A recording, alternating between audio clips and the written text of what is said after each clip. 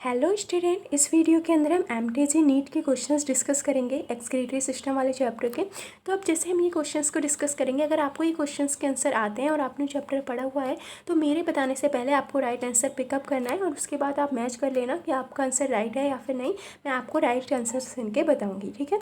इसके अलावा अगर इस तरीके के और भी क्वेश्चन आपके एग्जाम्स के अंदर आते हैं इस वाले चैप्टर से रिलेटेड, एक्सक्रीटरी सिस्टम से रिलेटेड, तो आप उन्हें कैसे सॉल्व कर पाओगे वो भी हम यहाँ पर डिस्कस करेंगे, ठीक है। तो पहले क्वेश्चन से स्टार्ट करते हैं।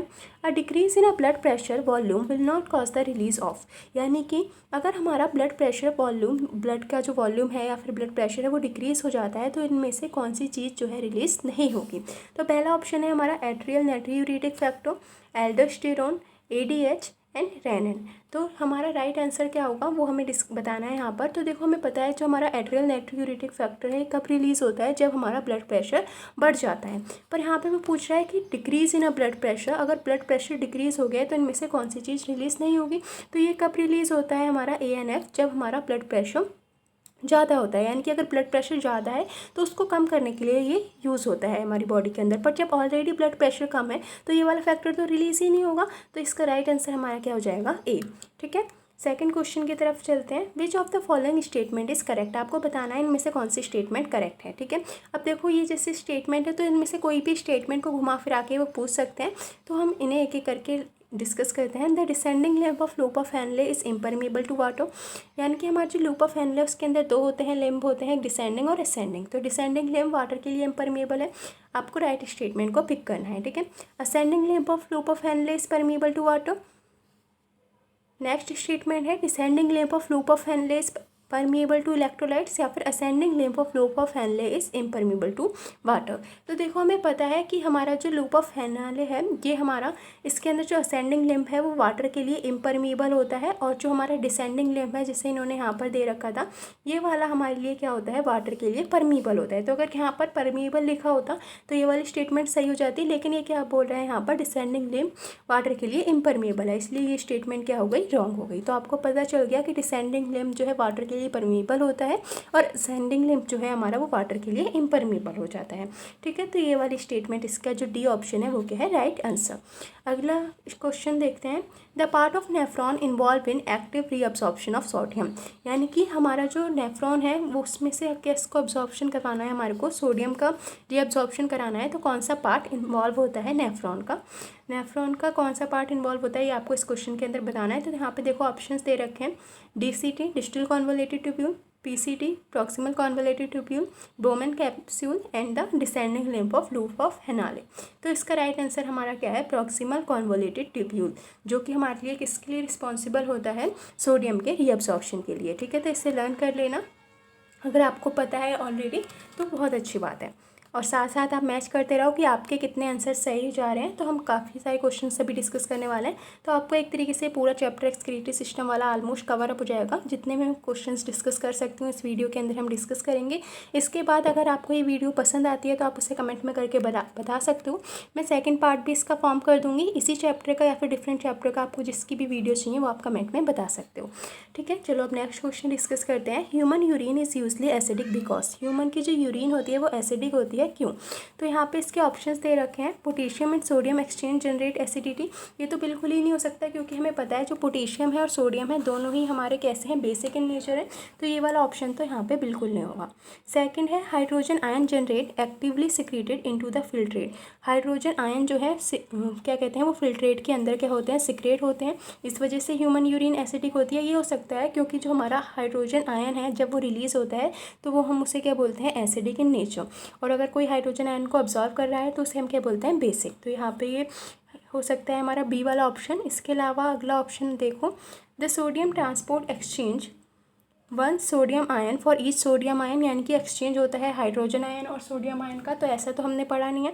इसके अलावा excreted plasma protein are acidic in nature, जो हमारे प्लाज्मा प्रोटीन है वो एसिडिक इन नेचर होते हैं। तो ये भी हमारा रॉन्ग स्टेटमेंट है।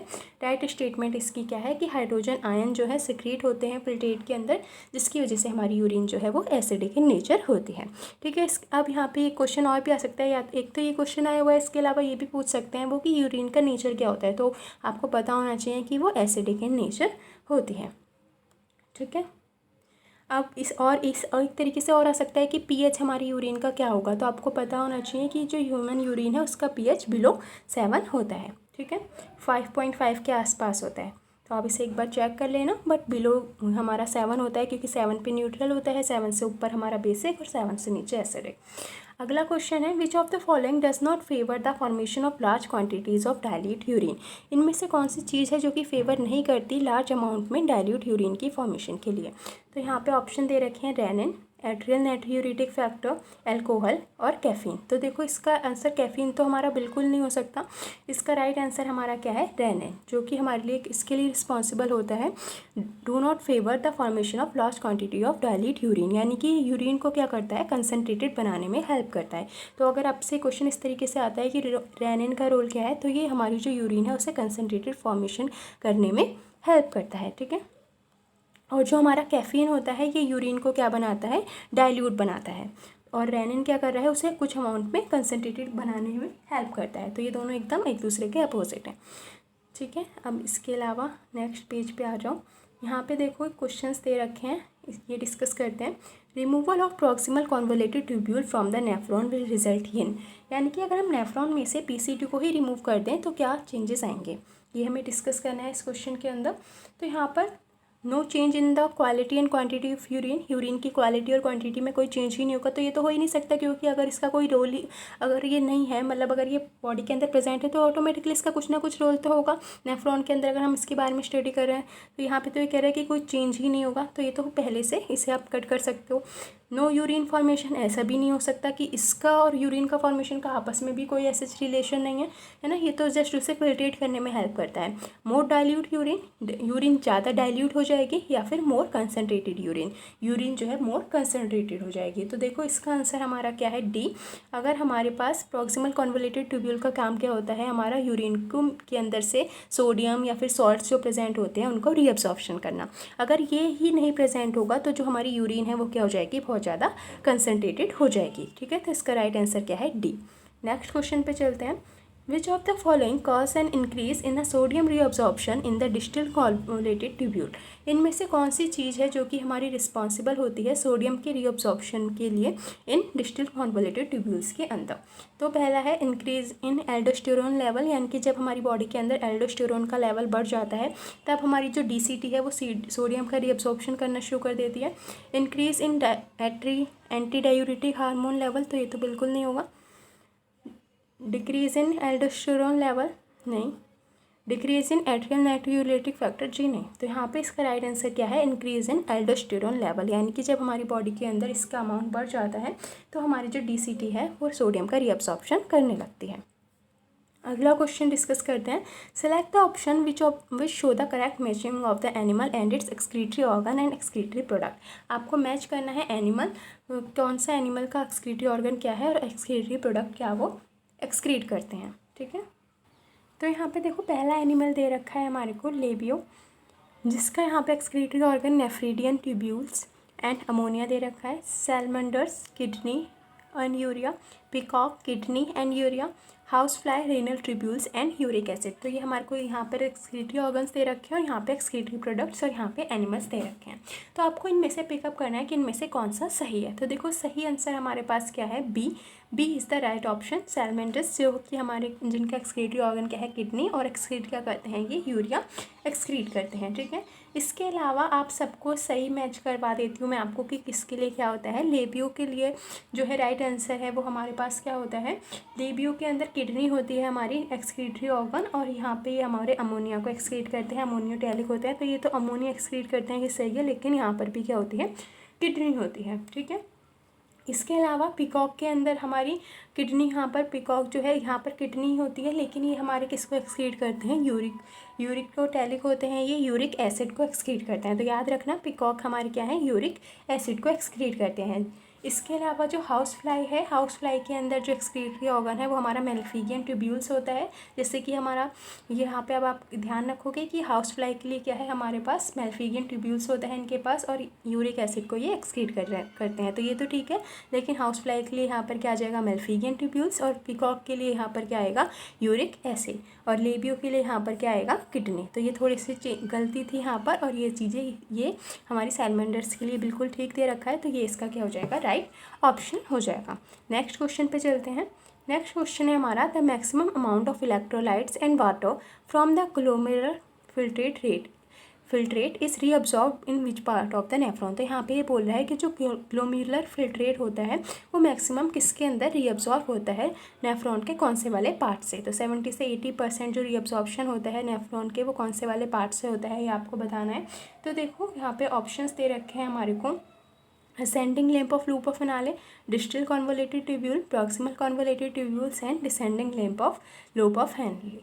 तो इसका राइट आंसर हमारे पास क्या है, that is proximal convoluted tubules, जिसके अंदर हमारा 70 से 80% किसका अब्जॉर्प्शन होता है, इलेक्ट्रोलाइट्स का रीअब्जॉर्प्शन होता है। तो देखो ये मैंने अभी आपको पहले भी पढ़ाया, अभी हमने क्वेश्चन डिस्कस किया था कि सोडियम का रीअब्जॉर्प्शन किसकी हेल्प से होता है, तो हमने वहाँ पे पढ़ा था दैट इज़ पीसीटी की हेल्प से हमारा सोडियम का अब्जॉर्प्शन होता है। और यहाँ पर भी देखो ये किसकी बात कर रहे हैं कि इलेक्ट्रोलाइट्स, और सोडियम और सॉल्ट्स ये सारे हमारे क्या होते हैं, इलेक्ट्रोलाइट्स ही होते हैं।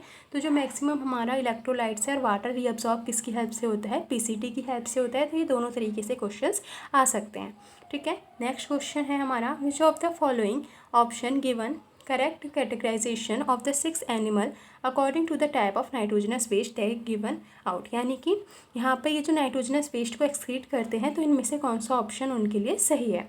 तो यहाँ पे देखो इन्होंने यहाँ पर ये ऑप्शंस दे रखे हैं, और ये हमारे पास दे रखे हैं कि ये किस तरीके के एनिमल होंगे, जैसे कि पिजन, ह्यूमन, फ्रॉग, लिजार्ड, ठीक है। ये इस तरीके से aquatic amphibia and aquatic amphibia, इस तरीके से यहाँ पे एग्जाम्पल्स दे रखे हैं, और आपको यहाँ पर इससे पिकअप करना है कि इनमें से कौन सा ऑप्शन राइटली मैच किया गया है, ठीक है। तो इसका जो राइट ऑप्शन है हमारे पास, आप यहाँ पर देख सकते हो, हमें पता है कि जो हमारे फ्रॉग हैं, एक्वेटिक एम्फीबियंस हैं, ये हमारे पास ये सी ऑप्शन इसका क्या हो जाएगा, एक्वेटिक एम्फीबियंस।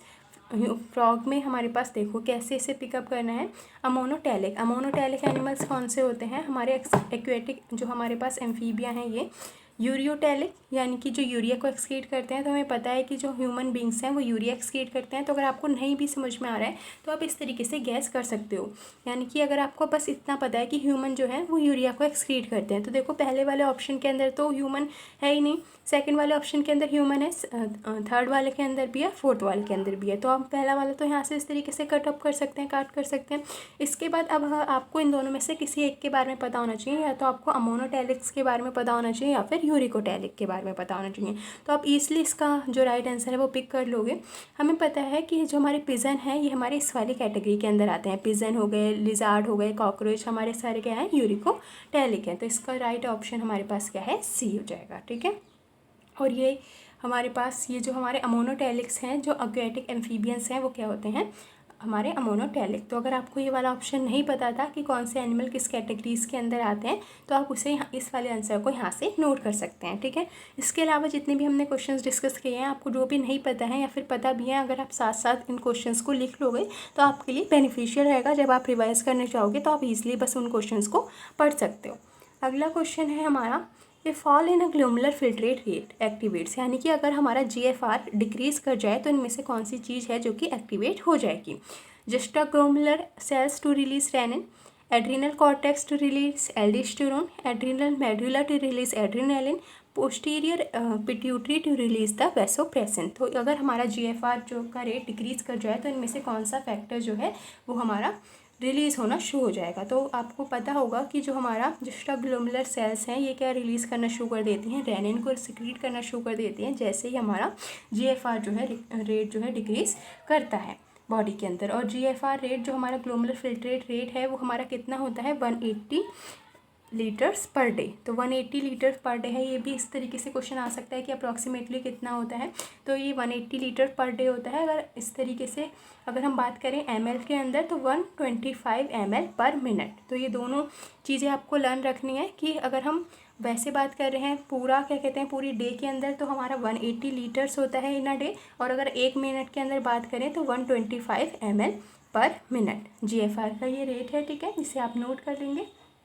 तो हमारी ये जो जस्टा ग्लोमुलर सेल्स हैं ये एक्टिवेट हो जाती हैं जैसे ही हमारा GFR का रेट डिक्रीज़ करना शुरू करता है, और हमारा वो क्या रिलीज़ करती हैं, रेनिन को रिलीज़ करना शुरू करती हैं।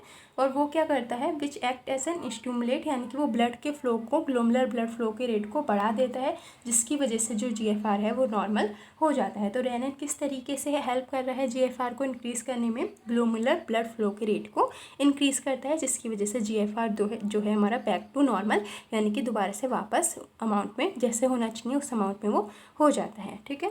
तो ये आपको मैंने रेट बता दिए, उन्हें आप नोट कर लेंगे। अगला क्वेश्चन की तरफ डिस्कस करते हैं। Which one of the following characteristics is common both in human and adult frog, इनमें से ऐसी कौन सी कैरेक्टरिस्टिक्स है जो कि एडल्ट फ्रॉग और ह्यूमन के अंदर कॉमन है। 4 चैम्बर्ड हार्ट, तो ये तो बिल्कुल नहीं, हमें पता है एम्फीबियंस कितने होते कैसे होते हैं, 3 चैम्बर्ड हार्ट होता है उनका। नेक्स्ट क्वेश्चन इंटरनल फर्टिलाइजेशन, तो ह्यूमन के अंदर तो इंटरनल फर्टिलाइजेशन होता है, लेकिन फ्रॉक्स के अंदर हमारे पास इंटरनल फर्टिलाइजेशन जनरली देखने को नहीं मिलता, इनके अंदर क्या होता है, एक्सटर्नल फर्टिलाइजेशन। नेक्स्ट है न्यूक्लिएटेड RBCs, तो नहीं, हमारी जो RBCs और इनकी RBCs के अंदर डिफरेंस होता है। Last is ureotelic mode of excretion, तो ये बिल्कुल सही है, फ्रॉक्स के अंदर भी यूरिया जो है हमारी एक्सक्रीट होती है और ह्यूमन के अंदर भी यूरिया जो है एक्सक्रीट होती है। तो डी इसका क्या हो जाएगा, राइट ऑप्शन हो जाएगा। अगला question, which of the following is not a part of renal primates, तो इनमें से कौन सी चीज़ है जो कि रेनल प्राइमेट्स का पार्ट नहीं है। Peritubular capillaries, convoluted tubules, collecting ducts या फिर लूप ऑफ हेनले। तो आई थिंक आपको इसका आंसर पता ही होगा, ये आपका बहुत ही कॉमन क्वेश्चन है हमारा। जो हमारे पास इसका राइट आंसर है वो हमारे पास क्या है, कॉन्वोलेटेड ट्यूब्यूल्स, ठीक है। अगली क्वेश्चन की तरफ चलते हैं। Which one of the following is correctly explain the function of specific part of human nephron, इनमें से कौन सा ऐसी ऑप्शन है जो कि करेक्टली एक्सप्लेन कर रहा है functions of specific part of human nephron. तो यहाँ पे आपको ह्यूमन नेफ्रॉन्स के कुछ पार्ट्स के बारे में बताया हुआ है, आपको पिकअप करना है कि कौन सा ऐसा है जो कि सही ऑप्शन को पिकअप कर रहा है। तो podocytes create minute space light spore for the filtration of bloods into the बोमेंस capsule. तो अगर आपको याद है, आपने अपनी NCERT बहुत ही ध्यान से पढ़ी है, तो वहाँ पे आपने ये लाइन पढ़ी होगी कि पोडोसाइट्स हमारे प्रेजेंट होते हैं जो कि ब्लड को फिल्ट्रेट करने में हेल्प करते हैं। वो इस तरीके से स्मॉल इस तरीके से प्रेजेंट होते हैं, और ये जो स्मॉल सा स्पेस होता है यहाँ से ब्लड जो है फिल्ट्रेट होता है। तो पहला ही ऑप्शन इसका सही है, पोडोसाइट्स माइन्यूट स्पेस को क्रिएट करती हैं जिससे हमारा जो है फिल्ट्रेशन होता है ब्लड का इन बोमेंस कैप्सूल, ठीक है। तो अगर आप NCERT बहुत ही ध्यान से पढ़ रहे हो तो आपके मोस्ट ऑफ द क्वेश्चंस जो हैं वो सॉल्व हो जाएंगे। आपको नीट के लिए ज़्यादा टेंशन लेने की ज़रूरत नहीं है। पहले आपको अपनी नीट की के लिए NCERT को कंप्लीट करना है, उसके बाद जब आप उसे कंप्लीट कर लेते हो तो हर एक चैप्टर के आपको इस तरीके से MCQs क्वेश्चंस को डिस्कस करना है, ठीक है। और अगर आपको किसी और चैप्टर की वीडियो चाहिए तो आप मुझे बता सकते हो कमेंट करके, फिर इस तरीके से हम अनदर चैप्टर की भी वीडियोस डिस्कस करेंगे, ठीक है। Which of the following statement is correct with respect to the kidney function regulation, इनमें से कौन सी स्टेटमेंट सही है अगर हम किडनी के फंक्शंस की बात करें। When someone drink lots of water ADH release is suppressed, यानी कि अगर कोई इंसान बहुत ज़्यादा अमाउंट में वाटर पिए तो जो ADH है उसका रिलीज़ होना रुक जाता है। Exposure to the cold temperature stimulate ADH release, यानी कि जैसे हम ठंडे टेम्परेचर की तरफ जाते हैं तो ADH का जो स्टिमुलेशन है रिलीज़ होने का वो स्टार्ट हो जाता है, यानी कि रिलीज़ होने शुरू हो जाता है हमारा ADH बॉडी में से। तो यहाँ पे से आपको इसमें से सही लाइन को, मतलब सही स्टेटमेंट को पिकअप करना है। अगली स्टेटमेंट है, an increase in a glomerular filtrate flow stimulate the formation of angiotensin second, अगर हमारा ब्लड फ्लो बढ़ जाए तो इसकी फॉर्मेशन स्टार्ट हो जाती है, स्टिमुलेट हो जाता है। During the summer when the body loss a lot of water by the evaporation the release of ADH is suppress, यानी कि जब हमारी बॉडी में से बहुत ज़्यादा अमाउंट में वाटर निकलने लगता है तो ADH का रिलीज़ होना सप्रेस हो जाता है। तो आपको करेक्ट स्टेटमेंट पिक करनी है, तो वो हमारी कौन सी है, हमने पहले वाली जो स्टेटमेंट पढ़ी that is a, when someone drinks lots of water ADH release is suppress, यानी कि अगर कोई पर्सन बहुत ज़्यादा अमाउंट में वाटर को ड्रिंक कर लेता है तो ADH जो है हमारा, जो कि वाटर को रीअब्सॉर्प्शन का हमारे पास ये है ADH जो है, ये इसका रिलीज़ होना क्या हो जाता है, रुक जाता है। तो ये ADH को हम और क्या बोलते हैं, वैसोप्रेसिन भी बोलते हैं। Increase the reabsorption of water in the distal convoluted tubules. तो इसका हमारा क्या काम होता है, वाटर को रीअब्सॉर्प्शन करने का इसका काम होता है। तो जब कोई भी पर्सन बहुत ज़्यादा अमाउंट में वाटर पी लेता है, सो ADH जो है उसका रिलीज़ होना रुक जाता है। ठीक है, क्योंकि इसका काम क्या है, हमारे वाटर को रीअब्सॉर्ब करना। लेकिन अगर उसने बहुत ज़्यादा अमाउंट में वाटर को ड्रिंक कर लिया है तो उसको वाटर को तो बॉडी से बाहर निकालना ही पड़ेगा, तो ADH का रिलीज़ होना वहाँ पर रुक जाता है। आई थिंक आपको क्लियर हो रहे होंगे सारे क्वेश्चन। अगर आपको कोई भी क्वेश्चन के अंदर डाउट आता है तो आप उसे कमेंट में करके बता सकते हो, मैं आपकी वो प्रॉब्लम सॉल्व कर दूँगी। ठीक है, uricotelic mode of excreting nitrogenous waste is found in, यानी कि जो यूरिकोटैलिक मोड ऑफ एक्सक्रीशन है ये किसके अंदर देखने को मिलता है, reptiles and birds, birds and animals, amphibians and reptiles, insect and amphibian. तो अब यहाँ पे आपको एक का भी पता है, जैसे यूरिकोटैलिक हमारे किसके अंदर देखने को मिलता है, हमारी जो बर्ड्स होते हैं उनके अंदर देखने को मिलता है। तो इसका जो हमारा राइट ऑप्शन हो जाएगा वो क्या है, हमारे पास ए, रेप्टाइल्स हों या फिर बर्ड्स हों तो उनके अंदर देखो, एम्फीबियंस तो हमारे फ्रॉग एम्फीबियंस होते हैं, हमें पता है कि उनके अंदर तो यूरिया है जो एज एन एक्सक्रीटरी ऑर्गन की तरह वर्क कर रहा है। एनिलीडा के अंदर अगर आपको नहीं भी पता तो आप इसे एक साइड में रख सकते हो, लेकिन हमें पता है जो रेप्टाइल्स होते हैं जैसे कि स्नेक वगैरह हैं या फिर बर्ड जो होते हैं उनके अंदर क्या होता है, यूरिकोटैलिक मोड ऑफ एक्सक्रीशन होता है। तो ए क्या हो जाएगा इसका right answer. Next question discuss करते हैं।